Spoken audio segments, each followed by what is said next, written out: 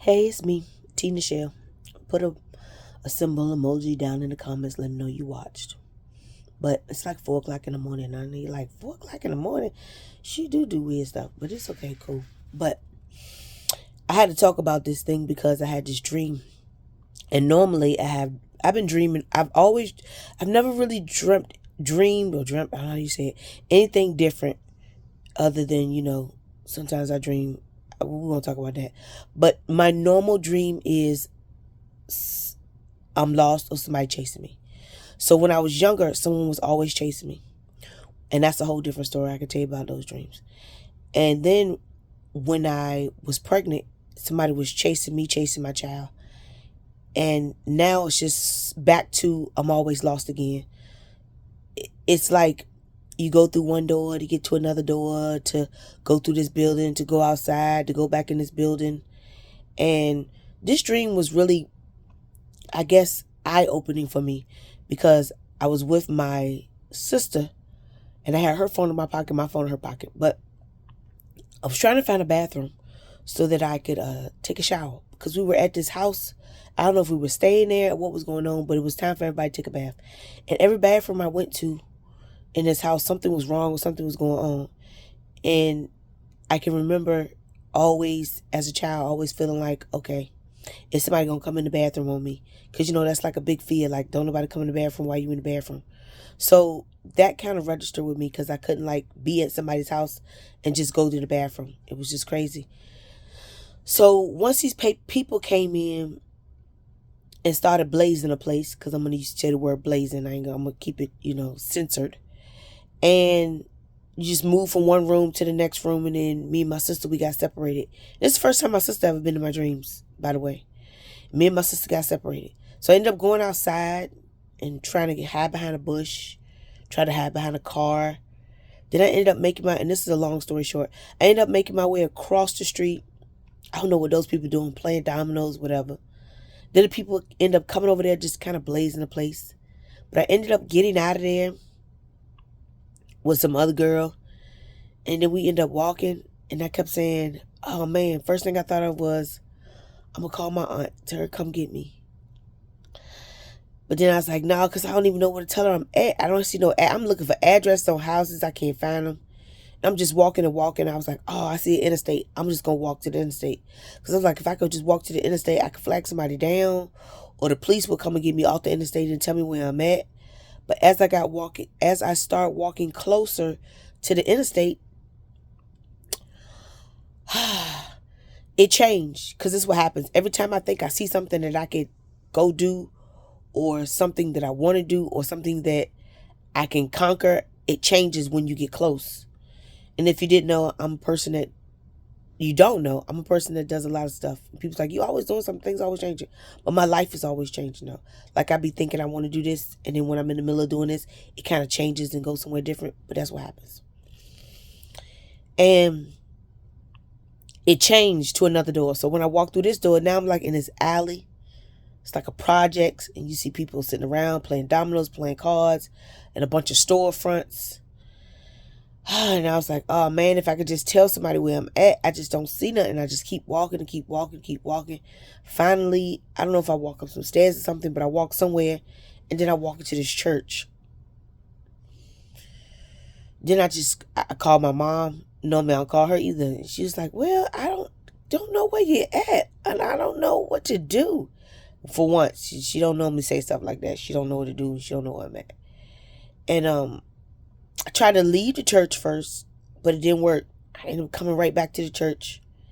And I sat down. Everybody's sitting on these pews and everything. And I think I kind of like sat on the floor with this baby. And this is a long story short, like I said. And the baby gave me a hug and said my name clear as day. And was like, all right, you can stop hugging me now. You okay? You straight. I mean, I got you. Whatever. I mean, it was something of that nature, like, you safe now. You fine. And that baby said my name 3 times, 3 sentences, like clear as day. It was just so ironic because most people don't say my name clear. And I just had to wake up and kind of like reflect, like you went through all that and you ended up being at a church. And people say, well, that's normal for you because you go to a bunch of church services all the time. You love going to church. Yeah, I do love going to church. But to me, it symbolized that, God got you because you ended up at a church. God got you. And that baby kept saying, you can stop hugging me now and said my name clear as day. You safe, you fine, you good. I mean, I don't normally sleep long. Normally I sleep maybe about 4 hours, maybe 5.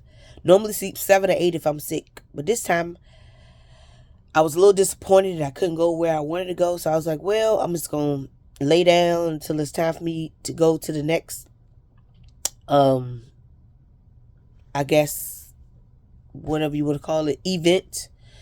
And that event started like 8:39. So I was like, well, this was like 6:30ish, 7 o'clock when I came. And I'm just going to lay on my bed. I'm going to lay in the dark. I'm just trying to rest my mind. Because I wasn't sleepy. So I'm going to try to rest my mind. I think my phone rang with one of them spam calls at about maybe 7. I looked it up like 7:50. And then I remember the alarm clock going off at like 8:15 because I kind of set it for 8:15. But I still didn't move. And then next thing you know, it was like 4 o'clock in the morning. And then all of that took place. So from like 8 o'clock to 4 o'clock, I mean, that's a long time for me. But I was going through this whole, where are you going? What's going on? And I ended up at a church. So if you don't know that God got you sometimes out of all the things you've been through, and I talked about this on one of my past videos of all the things that I've been through. People think I'm just sitting around, you bored. No. No, God got me.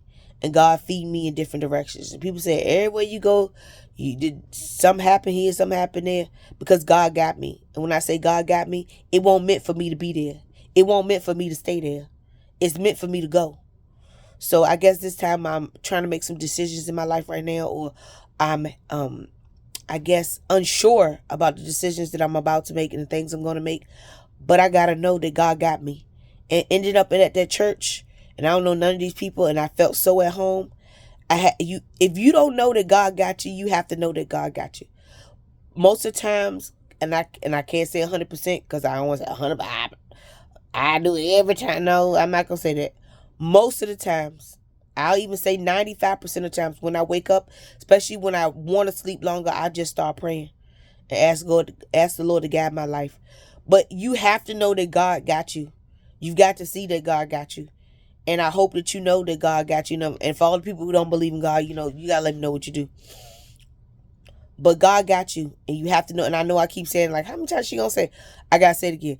God got you. And you have to know that God got you. You have to look and seek that God has you. So it's for something. So let me just go and try to, I don't know. Now I'm going to start walking around, cleaning up, do what I got to do. Get ready for this little karaoke event again tonight. So today. Anyways, y'all take care. Say a prayer. Don't forget peace, personal space, energy. Because when I found that church, I was at peace. And it seemed like you in your own personal space sitting at that church from where the people was talking. And that was some good energy. So, y'all take care. It's me, T.Neschell.